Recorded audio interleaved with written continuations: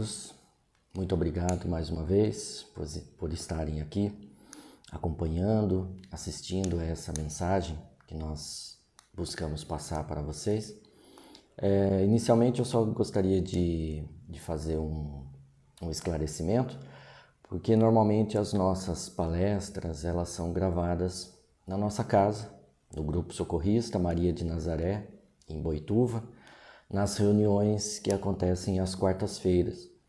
E são gravadas e depois postadas no Facebook para que todo mundo possa acompanhar.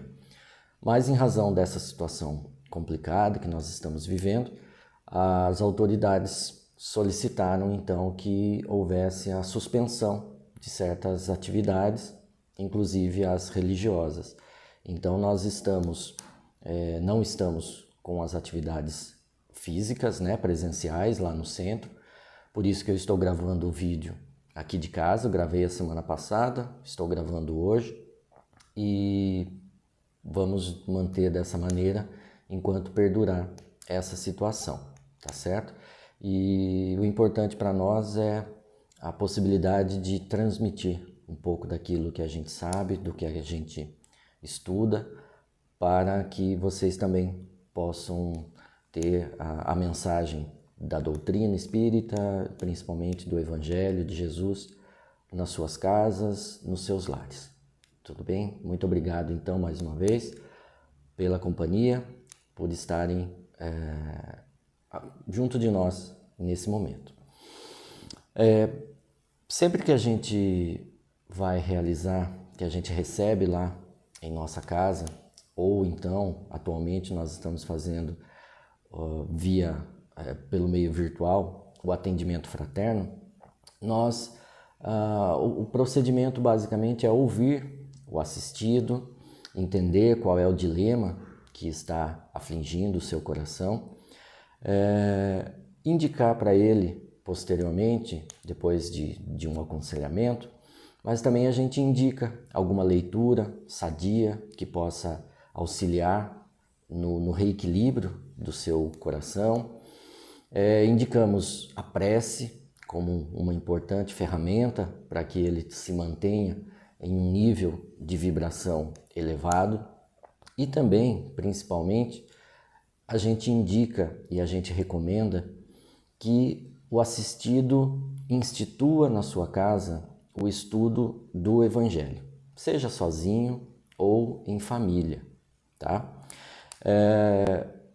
Para que isso possa facilitar a mudança de energias, a mudança vibracional da casa em que ele reside, também contagiando positivamente todos os seus familiares, e muitos dos problemas, muitas das obsessões, dos assédios negativos que afetam o nosso pensamento, eles se dissolvem a partir do momento que toda a energia, todo o sistema de energias positivas se instalam dentro do ambiente doméstico daquela pessoa.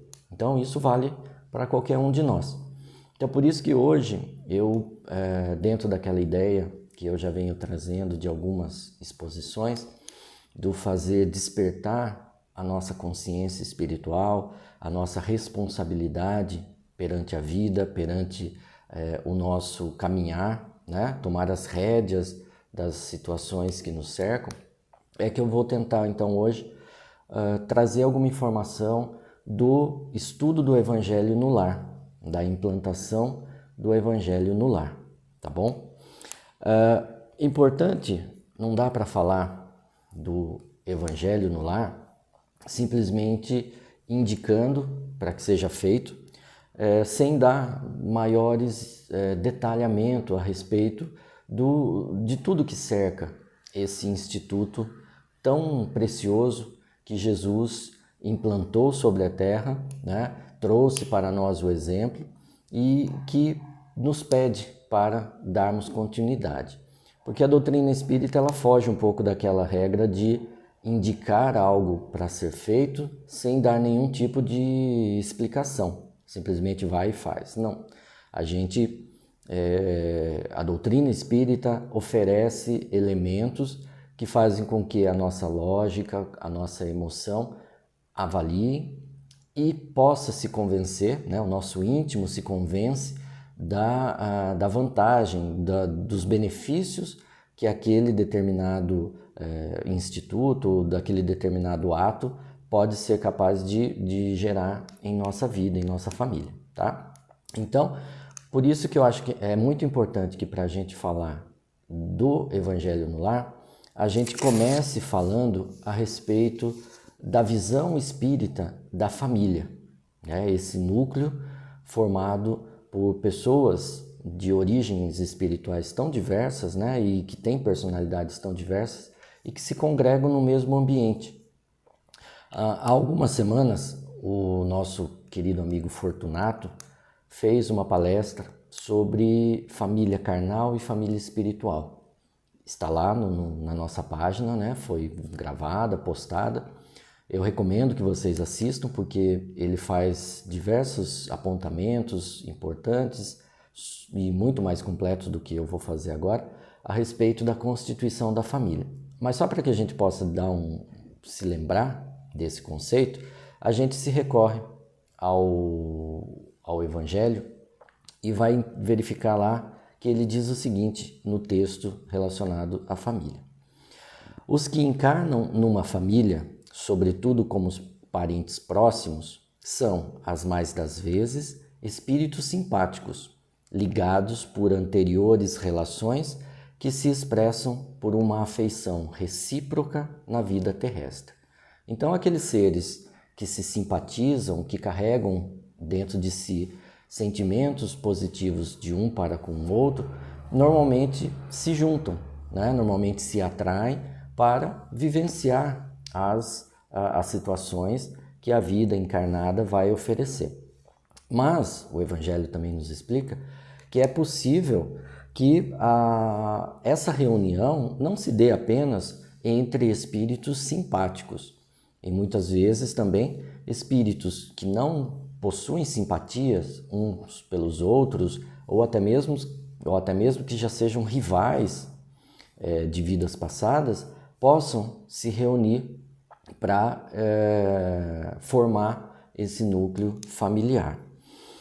Sempre que a gente vai falar de encarnação, e Kardec também utiliza bastante essa metáfora, ele coloca, e acabou virando uma prática, né? A gente coloca como a ideia de uma escola em que um aluno tenha que se matricular para vencer as diversas séries até a sua formação. Então, se a gente olhar por esse lado, né, por essa visão metafórica, a família é sem dúvida a primeira grande lição que os espíritos recebem quando reencarnam. É aqui que a gente vai receber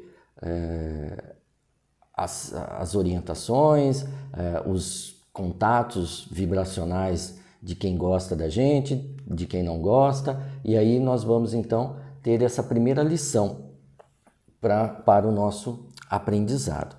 Como a gente viu na última palestra, que eu fiz aqui a exposição para vocês, quando a gente faz a reencarnação e o planejamento reencarnatório, significa, de uma maneira lúdica, dizer que nós montamos um enredo, né, em que nós trazemos para participar dos papéis dessa situação, dessa vivência, espíritos que atraímos por sentimentos e que vão nos auxiliar a vencermos os obstáculos para a nossa própria evolução, para nosso aprimoramento moral. Então a gente vai atrair e ser atraído também por espíritos de outras vidas, por quem a gente tem apreço, por quem a gente tem amor, mas também por aqueles espíritos que têm sentimentos diversos desse, mas que trarão a necessidade, o reajuste para próximo de nós. E é interessante que, através de palestras e entrevistas, livros, de grandes expositores, grandes autores do meio espírita, como Divaldo Franco, Haroldo Dutra, Sueli Caldas, a gente tem a noção que atualmente, diante do nosso atual estado evolutivo, é muito mais comum termos ao nosso redor, compondo a nossa família, esses espíritos desafetos do passado e não somente os amores que nós trouxemos, né? Porque as relações familiares, de certa maneira, já se iniciam com a ideia do amor, da proximidade, da cumplicidade, e isso certamente facilita na aproximação e na tentativa de resolver os problemas. Então, é interessante que a gente conheça essa dinâmica, essa teia de relacionamentos que a família nos coloca, para que a gente possa passar para o próximo ponto da análise do Evangelho no Lar, que é a da responsabilidade que cada um dos membros da família tem com a evolução espiritual de si próprio e também do outro, né? Não significa que nós faremos o irmão evoluir. Jesus já nos ensinou a cada um segundo as suas obras, mas nós faremos o apoio, nós daremos o calço necessário para que ele, por conta própria, se conscientize e tome as decisões necessárias para a sua evolução. Mas a responsabilidade também é nossa, já que estamos convivendo, já que estamos nós não somos isolados, né? Nós temos esse contato diário, é isso que a matéria nos permite, né? Essa interação entre os espíritos. Então, é de nossa responsabilidade também o apoio aos irmãos que nos cercam. E no Evangelho segundo o Espiritismo, nós temos também um trecho que nós vamos buscar para embasar essa nossa argumentação e que diz o seguinte: ó espíritas, compreendei agora o grande papel da humanidade. Compreendei que, quando produzis um corpo, a alma que nele encarna vem do espaço para progredir. Interai-vos dos vossos deveres e ponde todo o vosso amor em aproximar de Deus essa alma. Tal missão que vos está confiada e cuja recompensa recebereis, se fielmente a cumprirdes. Os vossos cuidados e a educação que lhe dareis auxiliarão o seu aperfeiçoamento e o seu bem-estar futuro. Certo? É interessante que a gente faça uma atualização de interpretação nesse texto, no sentido de que, quando ele fala o corpo que produzis vai receber uma alma vinda do espaço, não está se referindo apenas ao pai e à mãe, ao homem e à mulher que procriam e que dão origem a um novo ser. Mas a gente deve olhar por um ângulo um pouco mais aberto, principalmente porque atualmente as famílias possuem composições diversas, tá? Não é somente o pai e a mãe que têm a responsabilidade na educação, na criação do filho, da criança que chega naquele lar. Últimas análises demográficas, inclusive no Brasil, segundo o IBGE, apontam que o grande número das crianças atualmente estão sob cuidados de tios, de avós. Então a gente faz essa análise um pouco mais expansiva, né? E quando a gente fala também da responsabilidade no aproximar a alma de Deus, né? Essa educação, esse aperfeiçoamento, é também no sentido de que aquele que possui algum esclarecimento maior seja responsável por transmitir àquele que não possui. Essa é a responsabilidade, tá? Porque numa família, muitas vezes, o pai e a mãe são espíritos que talvez possuam o adiantamento moral ainda em estágio inicial e recebem naquela casa um filho que é um espírito com um adiantamento moral até mais aprimorado, justamente para que haja esse apoio, essa responsabilidade, essa transmissão daquilo que já se aprendeu aos irmãos que ainda estão em etapas anteriores a nós. Por isso que essa ideia da responsabilidade, ela é da família, é originária desse convívio, daquele que sabe mais, daquele que compreende mais, em favor do que compreende menos. Né? Emmanuel tem uma expressão muito interessante quando ele fala da família, que é transformar o lar na escola viva da alma. Uma escola que vai permitir que os espíritos tenham um primeiro contato com questionamentos morais, com questões éticas, com situações de dúvida, e que aí vão receber daqueles que estão com ele as orientações, o encaminhamento para uma melhora no seu campo moral. Principalmente, e muito melhor, se essas orientações, se essas indicações tiverem uma base cristã, uma base evangélica, para que o amor sempre seja o primeiro filtro nas decisões, nos momentos de enfrentamento dessas questões. No texto Em Família, que está lá no livro Pão Nosso, Emmanuel nos dá uma lição muito interessante a respeito da importância da família,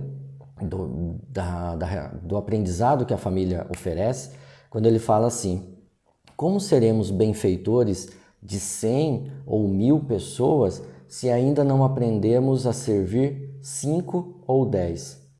Então, a primeira escola, a primeira responsabilidade de aprendizado está dentro de casa, está dentro do lar, para que depois, com base nessas lições, nessas orientações, o ser possa transbordar os muros da casa e servir a sua comunidade, servir a sociedade de uma maneira mais digna.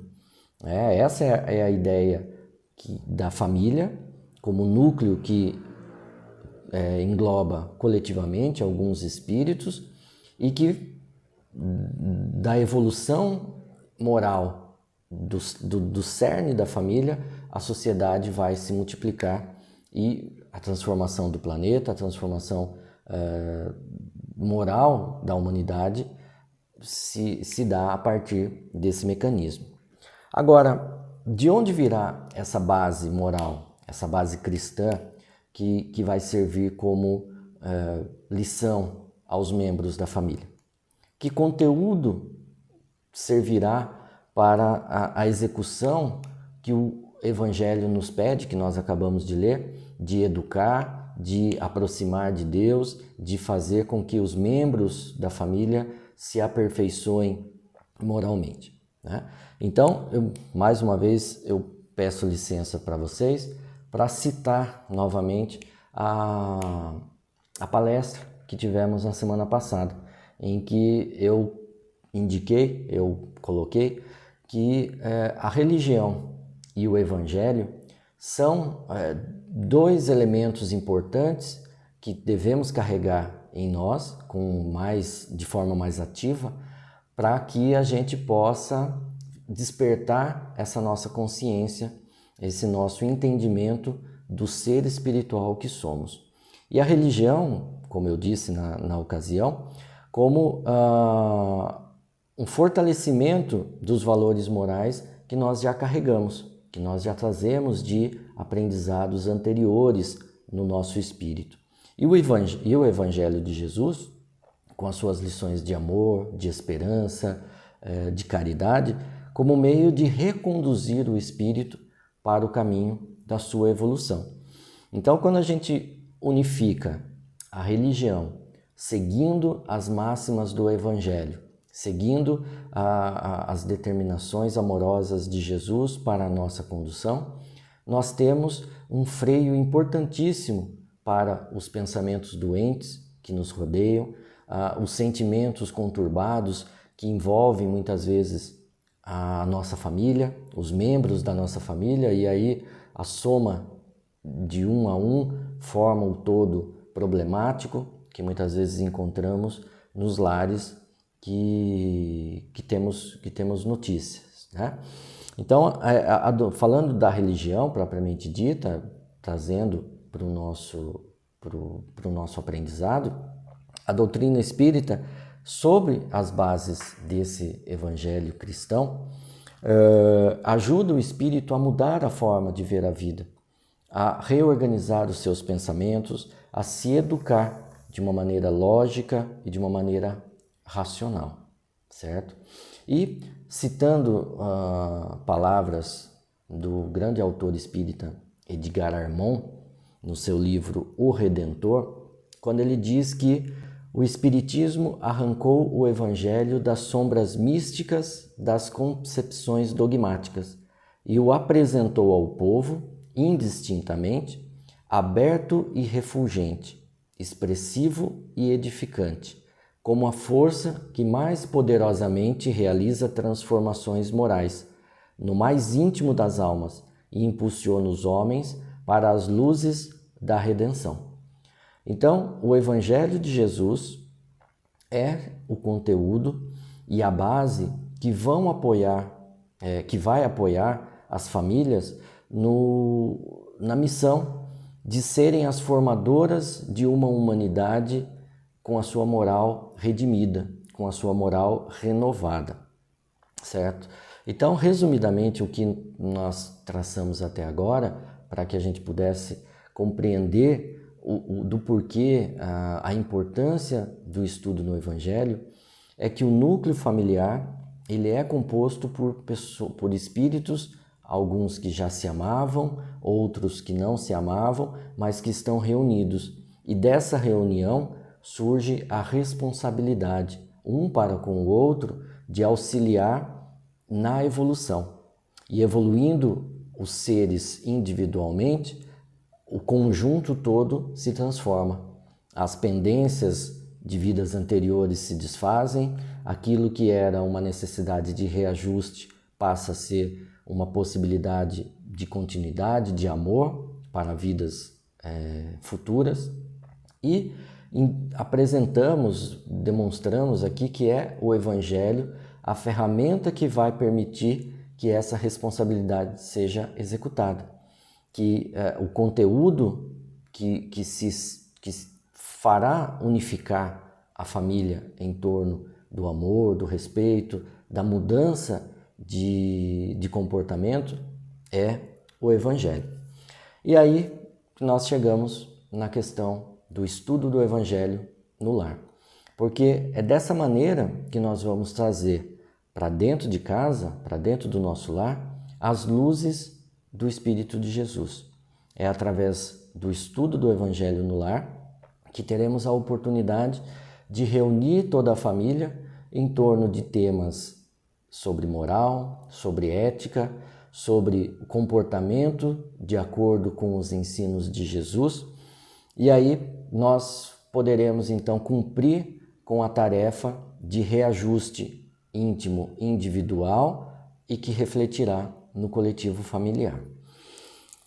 Conscientes, então, da nossa grande responsabilidade, do compromisso que nós assumimos junto aos espíritos que se propuseram a caminhar conosco nessa jornada como familiar, temos ao nosso alcance o estudo do Evangelho e que pode ser realizado na companhia dos nossos familiares, que pode ser realizado de maneira sozinha, mas a ideia, a importância é trazer para dentro do lar essa semente de luz, trazer para que seja o primeiro brilho que a gente vai implantar dentro do nosso coração através do exemplo para os demais familiares, caso a gente não tenha essa oportunidade de realizar em conjunto, né? Se temos que fazer sozinho, que a gente faça com a mesma importância, com a mesma noção de família e de responsabilidade para com todos, porque nós estaremos dando o nosso passo em favor da aproximação dos nossos entes queridos do amor de Deus, tá? Então, basicamente, eu vou tentar trazer aqui para vocês um roteiro simples, com alguns comentários sobre a execução, a realização, porque apesar da expressiva capacidade de transformação íntima que o estudo do Evangelho proporciona, para realizar o Evangelho no lar, é de uma simplicidade enorme. Basta que a gente tenha boa vontade, o compromisso e que a gente se organize minimamente com a escolha de um dia, de uma hora próprias, para que a gente possa se reunir e fazer esse trabalho, esse estudo, tá? Então, basicamente, os passos que eu vou tentar transmitir para vocês, com alguns comentários, são esses. Comece escolhendo um dia e um horário na semana em que toda a família possa se reunir, né? Aqueles interessados em participar do estudo no Evangelho no Lar, para que, primeiramente, essa questão da escolha do dia e da hora, para nós, acaba servindo como um estímulo, né? Porque quando a gente coloca na nossa agenda tal dia da semana, em tal horário, é um compromisso familiar que vamos desempenhar, acabamos que com mais facilidade cumprimos essa rotina, né? Não deixamos no esquecimento. E também, de maneira bastante importante, quando a espiritualidade percebe que há esse compromisso, essa dedicação de semanalmente, no mesmo horário, no mesmo dia, no mesmo horário, a realização do estudo, além dos espíritos que já nos rodeiam, que já estarão conosco, a espiritualidade também pode permitir que espíritos menos esclarecidos também sejam trazidos até a nossa casa para ouvir as nossas explicações, ouvir a leitura do Evangelho, ouvir os comentários que vamos realizar em família, participar das vibrações, receber toda aquela vibração amorosa que vai servir como elemento de melhora também na sua evolução. Então a espiritualidade percebe a nossa dedicação, a nossa honestidade e se utiliza desse compromisso que nós montamos de dia e hora certos para saber que nesse ponto de luz, que nessa casa, há possibilidade de receber esse apoio que nós daremos para o plano espiritual, certo? Com relação à questão de juntar a família, né, de organizar a família para fazer o Evangelho, existem algumas questões que causam algumas dúvidas e até desânimo em quem começa. A primeira delas é a pessoa dizer, olha, eu não tenho um dia, um horário certo na semana para poder fazer. A minha agenda é atribulada de trabalho, estudo, enfim. Não tem problema. Se você não tem um dia exato, uma hora certa para fazer, faça enquanto for possível para você. A espiritualidade conhece o nosso coração, conhece a honestidade das nossas ações muito mais do que a gente imagina. Então, se percebe que a nossa dificuldade é com relação a tempo e um dia certo para fazer, não é por isso que não estaremos bem acompanhados no momento da nossa leitura, não é por isso que a espiritualidade vai deixar de nos incentivar para que essas energias do estudo do Evangelho reflitam em nós positivamente.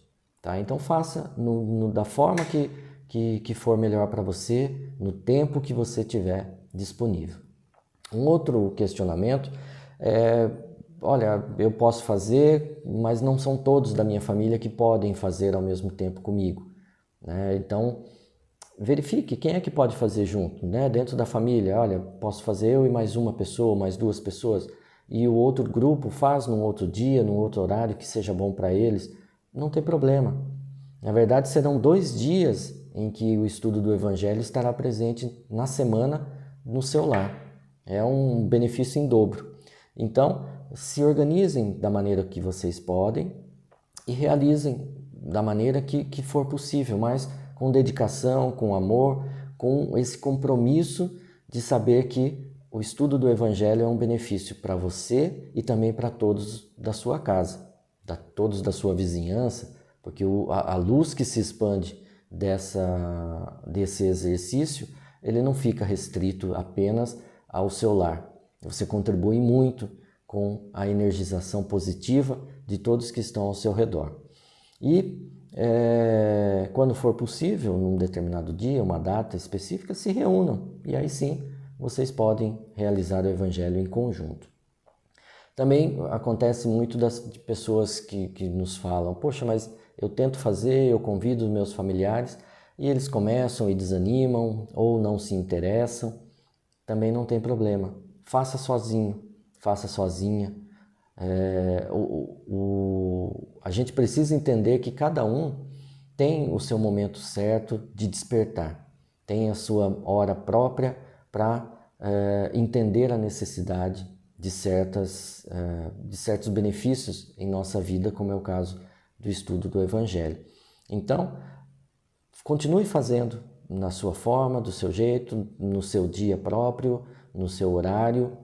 E essa energia que você vai transformar dentro do seu lar, certamente vai servir como um elemento de convencimento, né? Vai modificar todo o prisma energético da sua casa e esses familiares que não têm tanto interesse ou que não creem, podem vir a mudar de opinião, vendo que o seu empenho, que a sua dedicação em favor da família tem sido colocado em prática, certo? Então esse é o primeiro momento, é a escolha do dia, a reunião da família.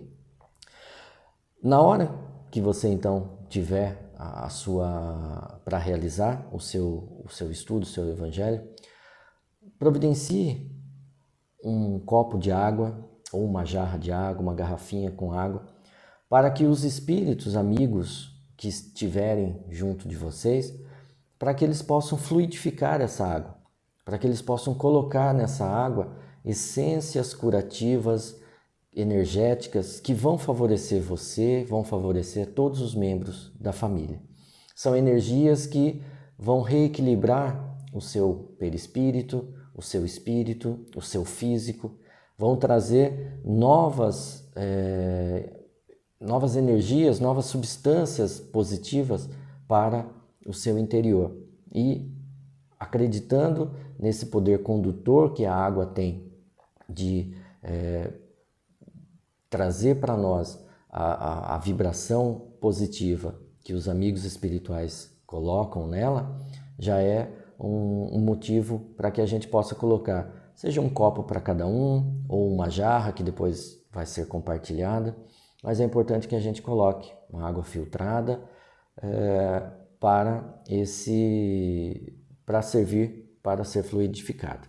E aí a gente começa com uma prece simples, uma prece espontânea, que não precisa ser decorada, que não precisa buscar texto na internet para recitar no momento do início do Evangelho, uma prece simples de agradecimento, a possibilidade de estarmos reunidos, né, em família ou sozinho, com o estudo do Evangelho para ser feito, agradecimento aos irmãos do plano espiritual que estão ali com a gente, nos auxiliando, pedindo para que eles inspirem os nossos pensamentos, para que a gente possa entender melhor as orientações que nós vamos receber do Evangelho, para que eles fluidifiquem a água em benefício da família.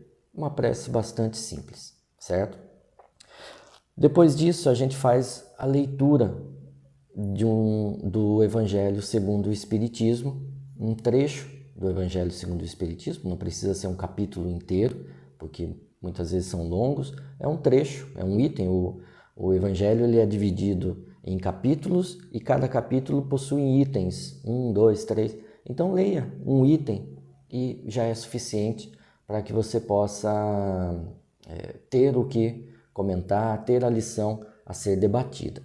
E os comentários que eu faço sobre esse ponto é o seguinte: se você não tiver o Evangelho segundo o Espiritismo na sua casa, né, o livro, o Evangelho segundo o Espiritismo, você pode utilizar a Bíblia, né? Na Bíblia nós temos lá os 4 Evangelhos que trazem magnificamente as lições, as máximas de Jesus, mas o Evangelho é muito fácil de ser adquirido. E nós recomendamos porque é o livro que foi escrito por Kardec e que contém, como ele mesmo diz, as máximas da moral de Jesus, interpretadas à luz do que a doutrina espírita nos explica sobre reencarnação, sobre vidas futuras. Então, é importante que, se for possível, que você utilize o Evangelho segundo o Espiritismo. Atualmente, a gente tem uma facilidade muito grande de acesso por meio da internet a livros, a obras da doutrina espírita, sem muitas vezes a necessidade de você comprar, caso você ainda não tenha comprado, né? Então não deixe de fazer. Basta, eu vou deixar aqui a informação de um site que eu costumo utilizar, chamada Kardecpedia. Ele é um site e é também um aplicativo que você baixa no seu celular e ali você tem todas as obras do Kardec, né? Todas as obras básicas do Espiritismo, e que você pode usar para fazer esse estudo. Então você vai lá, procura Evangelho segundo o Espiritismo, ele está lá, tem o índice de todos os capítulos e você pode usar.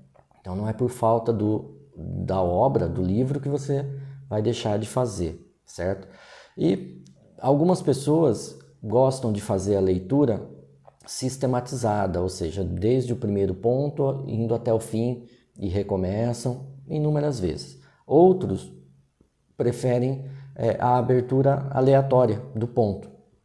Escolhe aleatoriamente, pede a inspiração para a espiritualidade, faz a abertura e lê aquele ponto.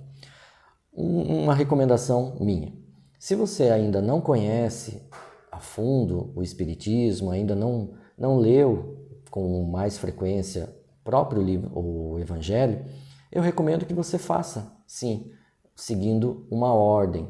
Porque o próprio Kardec, na introdução do Evangelho, ele explica que o Evangelho foi montado de uma maneira até proposital, para que a gente pudesse fazer todo o acompanhamento, o entendimento das máximas de Jesus, seguindo uma ordem lógica.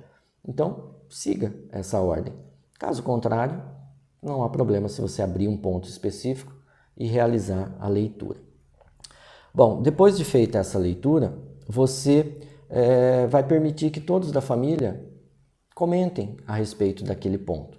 Vai permitir que todos debatam, que todos apontem algum ponto de vista que teve a respeito daquele assunto, mas um detalhe importante: a ideia do Evangelho, do estudo do Evangelho, não é que ali seja uma palestra de um para os outros, né? Não precisa você ser um especialista na doutrina espírita para poder fazer os comentários. A ideia em si é a reunião familiar, é a ideia de vocês poderem colocar aquilo que vocês acabaram de ler em sintonia com as situações do dia a dia de cada um. Então, uma situação vivida na escola, no trabalho, com algum outro parente, que possa ser analisada de acordo com aquele ensino que vocês acabaram de fazer. E o que é importante, que todos possam participar, que todos deem a sua contribuição, por menor que seja, por mais simples que seja. E aí entra uma questão que muitos palestrantes, quando falam desse ponto, eles abordam, que é assim: se você tiver adolescentes, jovens no grupo que vai fazer o estudo, permita que eles façam o debate, permitam que eles lancem perguntas também a respeito do ponto, né? Que tragam as suas dúvidas. Se vocês tiverem crianças participando, que esse momento do comentário se transforme também de uma forma lúdica, de uma forma simples, para que eles consigam encaixar no seu entendimento aquilo que está sendo compartilhado com toda a família. Então essa é a ideia, é da possibilidade de congregar energias, congregar sentimentos em volta do Evangelho. Permitir que a família tenha esse momento de conversa, esse momento de diálogo das suas questões, mas sempre com o olho, com o foco em comparar com o que o Evangelho está ensinando. Depois disso, a gente passa para a parte de fazer as vibrações em favor de todos aqueles a quem amamos, de todos aqueles que fazem parte da família. E o que seria fazer uma vibração? Quando a gente está reunido, quando existe essa soma de energias, de amor nos cercando, a gente pode direcionar esse amor, doar essa energia em favor daqueles que não estão conosco e daqueles que nós sabemos que estão precisando. Então, o que é interessante? Que uma das pessoas daquele grupo possa fazer a vibração, né? Possa externar a quem será direcionada a vibração de amor, aquele sentimento positivo, e os demais, de olhos fechados, pensando em amor, fazendo o exercício de amar ser realizado dentro do seu coração, para que a espiritualidade possa captar aquela energia, né? aquela vibração positiva e direcionar a quem o pensamento está focalizando.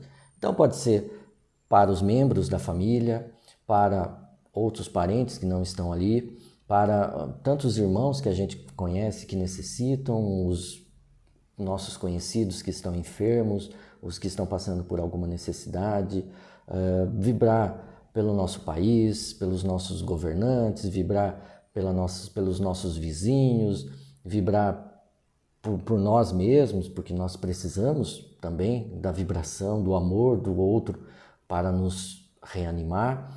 Então esse é um momento também simples, que não precisa ser decorado, tem que ser espontâneo, em que a gente vai pensar o amor, vai vibrar o amor, paz em favor dessas pessoas. E ao final, realiza-se novamente uma prece de encerramento, também de maneira simples, como um agradecimento pela reunião que foi realizada, pela presença dos amigos espirituais, pela proteção que Deus deu à nossa casa naquele momento. Enfim, uma prece simples para que possa ser feito o encerramento. Normalmente, o Evangelho se recomenda que se faça em 20, 30 minutos. Então, não toma também tanto tempo. E a recomendação que a gente sempre coloca é que a gente não permita que essa reunião familiar, essa reunião que tem que ser descontraída, uma reunião gostosa de participar, o estudo ao redor, que ela não se transforme em algo formal. Não é uma reunião espírita, não é uma reunião mediúnica, né? Não vamos esperar que os amigos do plano espiritual que estão com a gente venham trazer alguma mensagem, venham trazer algum recado de alguém que já se foi, que a gente tem saudade. Não é esse o propósito. Essas situações devem ocorrer em ambientes próprios, em ambientes preparados pela espiritualidade para que aconteça. A inspiração que nós recebemos do plano espiritual é meramente no sentido de abrir o nosso coração para a conversa, para entender a mensagem que a gente leu, né? A companhia dos seres de luz que estão com a gente para trazer paz para a nossa casa, fluidificar a nossa água.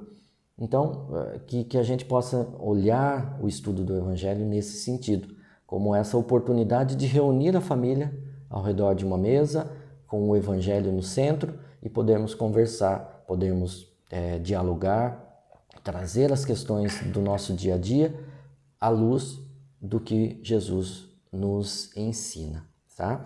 E o importante é que depois de realizado, se a gente vai fazer uma vez na semana, que a gente se esforce para manter essa vibração, essa faixa de vibração positiva ainda em vigor durante toda a semana, né? Pensando no que a gente vai falar, refletindo nos nossos sentimentos, naquilo que a gente vai trazer para dentro de casa, porque a luz que emana do Evangelho enquanto ele está sendo realizado, ele de fato, ele clareia toda a sombra, ele espanta todo o assédio, toda a negatividade.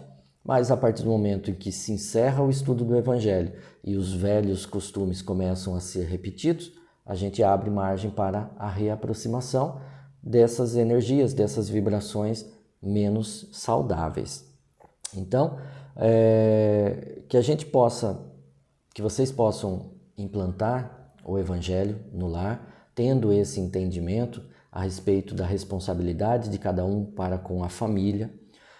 Na internet, no YouTube, a gente encontra diversos vídeos, até de expositores espíritas com mais cabedal de conhecimento, que podem dar mais detalhes, e eu espero que vocês assistam, que busquem mais informações, e que a gente possa usar essa ferramenta como para modificar o ambiente energético, o ambiente espiritual da nossa casa, para que os pensamentos doentes, para que os sentimentos inadequados em nós e nos membros da nossa família, que depois acabam se somando num volume maior, que eles possam ser limpos com essa ferramenta, que seja uma semente de luz plantada dentro do seu lar, para que a gente consiga, de casa em casa, fazer germinar essa luz e a soma dessas luzes auxiliar na transformação